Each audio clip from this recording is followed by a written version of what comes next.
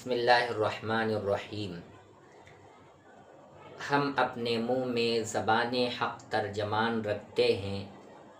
हम अपने मुँह में ज़बान हक़ तर्जमान रखते हैं। हम अहले हक़ अहले बातिल के लिए मुँह तोड़ जवाब रखते हैं।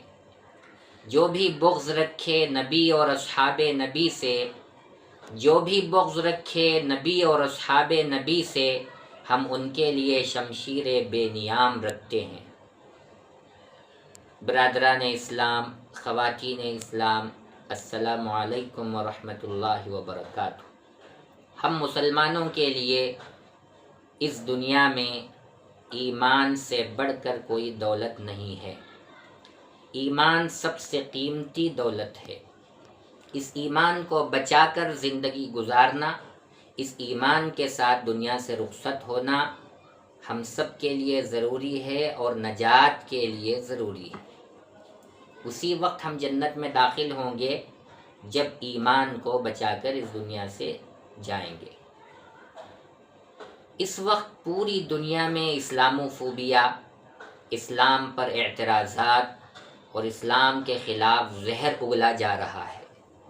अंदरूनी और बैरूनी तौर पर इस्लाम पर हमले किए जा रहे हैं और मुसलसल फितने मैदान में काम कर रहे हैं।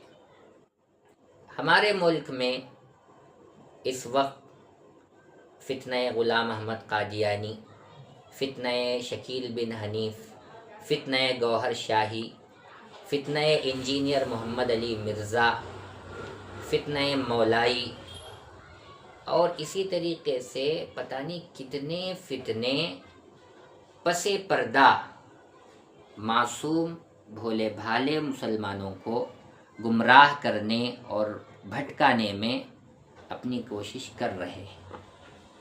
ऐसे नाजुक दौर में हमारी ज़िम्मेदारी बनती है कि हम अपने ईमान को पहचानें, हम अपने अक़ीदों को मज़बूत करें और जो भी एंटी इस्लाम और इस्लाम के ख़िलाफ़ एतराज़ात हो रहे हैं, इल्म वालों से और दीन की समझ रखने वालों से हम उनको समझें।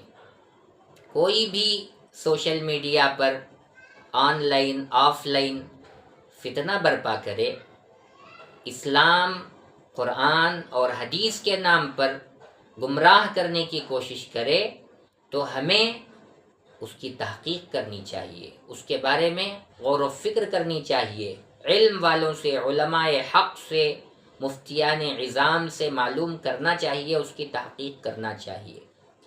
क़ियामत के करीब हज़रत मेहदी अलैहिर्रिज़वान तशरीफ़ लाएंगे, हज़रत ईसा अलैहिस्सलाम का नुज़ूल होगा। अब हज़रत मेहदी अलैहिर्रिज़वान के सिलसिले में बहुत सारे लोग झूठा दावा करने वाले हैं। पहले भी दावा किया जाता रहा, अब भी दावा किया जा रहा है। ग़ुलाम अहमद क़ादियानी ने भी दावा किया मैं मेहदी हूँ। इसी तरह रियाज़ अहमद गौहर शाही, उसने भी मेहदी होने का दावा किया।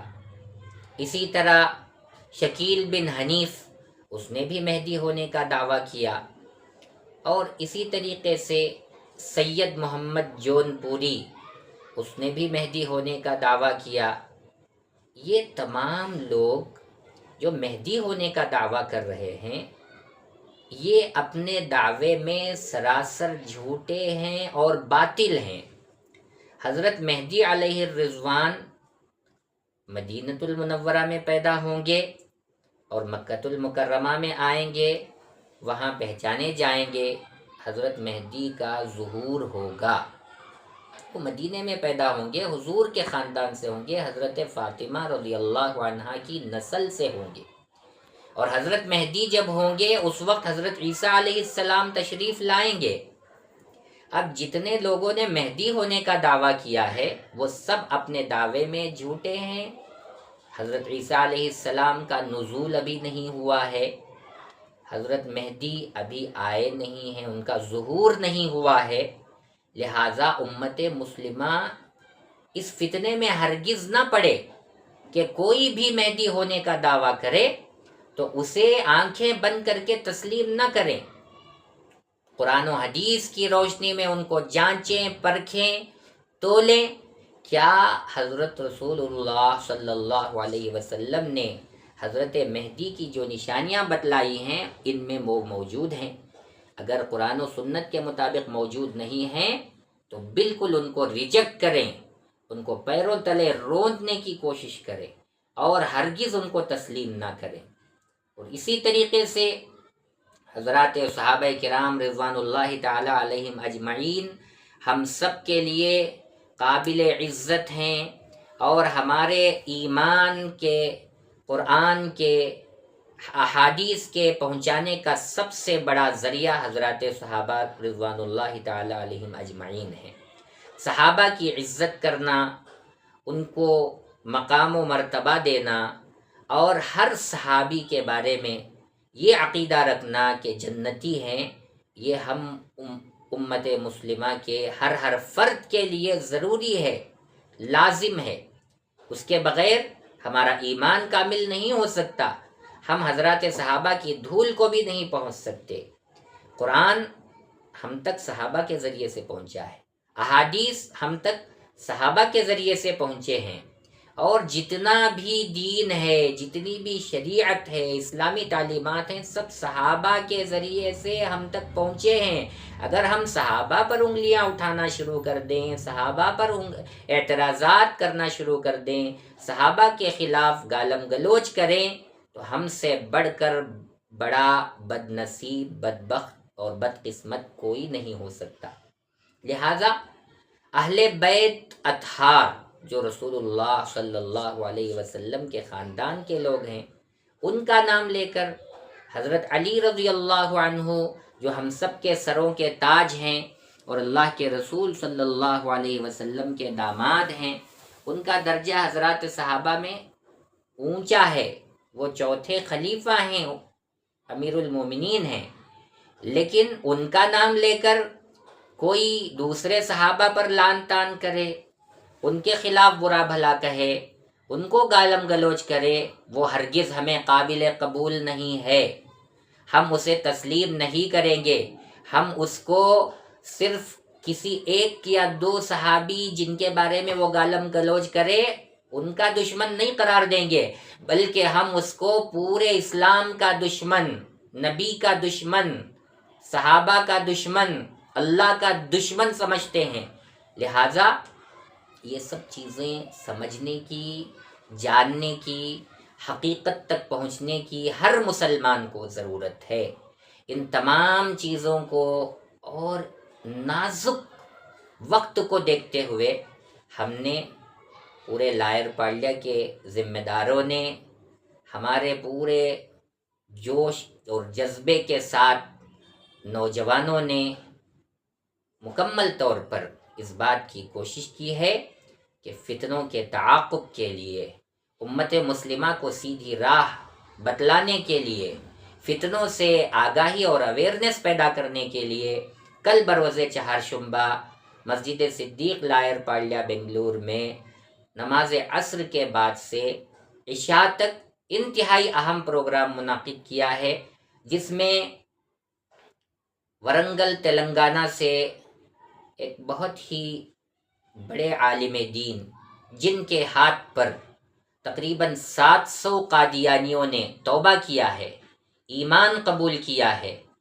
وہ حضرت ہیں حضرت مولانا سید ایوب صاحب قاسمی دامت برکاتہم العالیہ، ناظم و صدر مجلس تحفظ ختم نبوت ورنگل تلنگانہ، بطور خصوصی مہمان تشریف لا رہے ہیں۔ حضرت کا اہم ترین خطاب ہوگا، کلیدی خطاب ہوگا، اور یہ پروگرام خادم القرآن، مفسر قرآن، مفکر قوم و ملت حضرت مولانا مفتی افتخار احمد صاحب قاسمی دامت برکاتہم محمد فیوزہم، محتمم جامعہ تعلیم القرآن راگے ہلّی بنگلور و صدر جمعیت علماء کرناٹک کی زیر صدارت منعقد ہو رہا ہے۔ اس میں حضرت مولانا مفتی عبدالستار صاحب شاہی و قاسمی دامت برکاتہم، امام و خطیب عرب لین مسجد، وہ بھی تشریف لا رہے ہیں، ان کا بھی خطاب ہوگا۔ اسی طریقے سے حضرت مولانا مفتی حسین صاحب قاسمی دامت برکاتہم، استاد حدیث و فقہ دارالعلوم شاہ ولی اللہ بنگلور و صدر جمعیت علماء بنگلور تشریف لا رہے ہیں۔ ان تمام علماء کرام کے اہم ترین خطابات ہوں گے۔ امت مسلمہ کے ہر فرد سے جہاں تک میری آواز پہنچے، گزارش ہے کہ آپ اس اہم ترین اجلاس میں تشریف لا کر اپنی ایمانی غیرت و حمیت کا ثبوت دیں، اور اسی کے ساتھ ساتھ اس وقت امت مسلمہ کی جو مائیں اور بہنیں ہیں، عورتیں ہیں، ان میں بھی ارتداد بہت تیزی سے پھیل رہا ہے، ان کے اندر بدعقیدگی بہت زیادہ ہے، عقیدے جو ایمان اور اسلام کا حصہ نہیں ہیں عورتوں میں بہت زیادہ پھیل گئے ہیں، بدعقیدے۔ تو ان کے اندر بھی ایمان کو مضبوط کرنا، دینداری پیدا کرنا اور فتنوں کے بارے میں جانکاری کرنا بہت ضروری ہے۔ لہٰذا اس اہمیت کو سمجھتے ہوئے ہمارے ذمہ داران نے فیصلہ کیا ہے کہ مستورات کے لیے باقاعدہ الگ سے انتظام کیا جائے گا۔ آپ تمام حضرات سے گزارش ہے کہ آپ خود بھی تشریف لائیں، مستورات جن تک میری آواز پہنچ رہی ہیں وہ بھی ضرور تشریف لا کر اپنے ایمان کو مضبوط کرنے کا، اپنے عقائد کی حفاظت کرنے کا، قرآن و سنت کی حفاظت کرنے کا جو کارنامہ ہے وہ انجام دینے کی کوشش فرمائیں۔ والسلام علیکم ورحمۃ اللہ وبرکاتہ۔